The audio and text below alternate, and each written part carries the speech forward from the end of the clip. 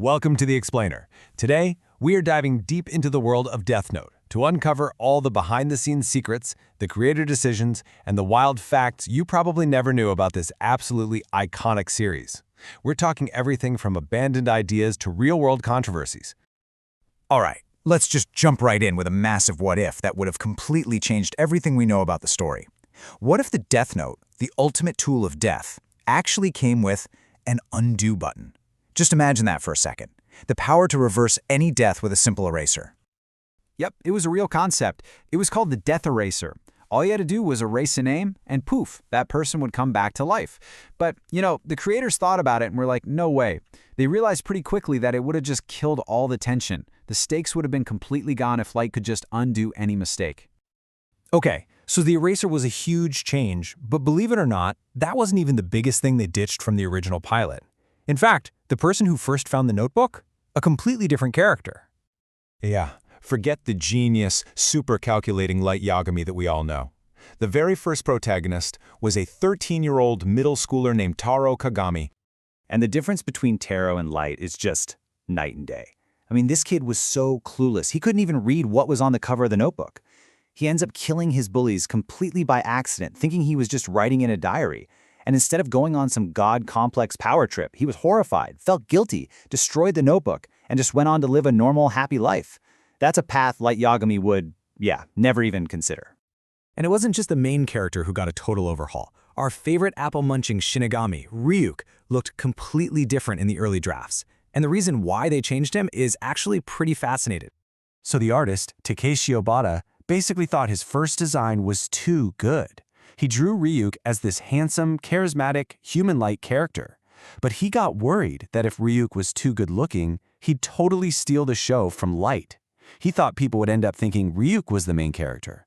So to fix that, he scrapped the pretty boy look and gave us the creepy, monstrous Ryuk we all know and love today. All right, so let's get into the final version of the story. You'd think everything was perfectly planned out, but nope. There were mistakes, little accidents, and some of them actually made the story even better. First up, let's talk about a little animation oopsie that slipped right into the first episode. Okay, so if you go back and watch the very first episode, keep your eyes peeled. The Death Note falls from the sky and lands face down in the mud. But when Light goes to pick it up, it's magically facing up. Just a tiny animation oversight. But another mistake. Ooh, this one had a huge and honestly, a pretty awesome impact on the story. You are not going to believe this one. The character designs for Nier and Mello, they were swapped by mistake. Seriously. The quiet, reserved, toy-loving Nier was supposed to have Mello's wild, aggressive look, and vice versa. But the artist, Takeshi Obata, later said he was actually glad it happened. He thought the mix-up made them fit their personalities way better in the end. A total happy accident. This actually brings up a really key philosophical difference between the anime and the manga. In the anime, it's made pretty clear that if you use the Death Note, you can't go to heaven or hell. Simple. But the manga? Whoa, it's so much darker. It straight up says there is no heaven or hell. For anyone, when you die, you just cease to exist. That's it. Nothingness. And you can actually see a nod to this darker philosophy in the anime's final scene. It's so brilliantly symbolic. Light dies on this huge staircase, right? He's trapped in the middle, can't go up to a heaven he's barred from, and can't go down to a hell that doesn't even exist. It's this perfect visual metaphor for the ultimate nothingness that the manga says is waiting for everybody. So with all these insane details and deep philosophical ideas, you have to wonder, right? Who are the masterminds that cooked all this up? Well, let's pull back the curtain on the creators of Death Note. The dream team behind the series was artist Takeshi Obata and writer Tsugumi Obata. And here's a fun little fact. Obata was actually super superstitious and was kind of freaked out about having to draw the Shinigami, the literal gods of death, at first. But his writing partner? Now that's where the real mystery begins. I mean, how perfect is this? In a story that's all about hidden identities and secret names, the author themselves is a total ghost. Tsugumi Oba is just a pen name. To this day, nobody knows who they really are. We don't know their name, their gender, nothing.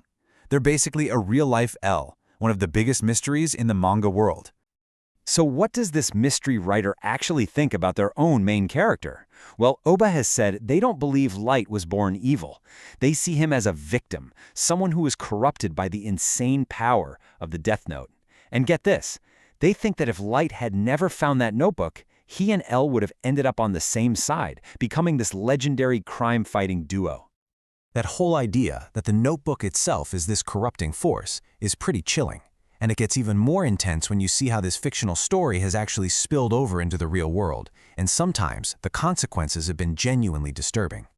Yeah, this series has made some serious waves in the real world, and not always in a good way. Back in 2005, schools in China actually banned Death Note because students were making their own little notebooks and writing their teachers' names in them. But then, things got way, way darker. In 2007, a murder in Belgium was directly tied to the series. The killers left a note right next to the body that just said, "I am Kira." And for the people who tried to make Kira's twisted fantasy a reality, the consequences were, as you'd expect, incredibly severe. The 3 people arrested for that crime were each sentenced to 20 years in prison. And the line between fiction and reality just keeps getting blurrier. In a special one-shot story from 2020, real-world politics get pulled right into the Death Note universe. A new kid finds the notebook and decides to sell it. This kicks off a global bidding war, and guess who wins? The USA, represented by a fictionalized version of its president. But of course, there's a twist. The Shinigami King adds a brand new rule. Anyone who buys or sells the Death Note dies. So when the kid tries to withdraw his money, well, you can guess what happens next. So when you put it all together, the author's belief that Light was just a victim, the dangerous real-world impact, the fates of pretty much everyone who possesses it, it all boils down to one big, haunting question. And it's not just about a notebook. It's about the nature of power itself.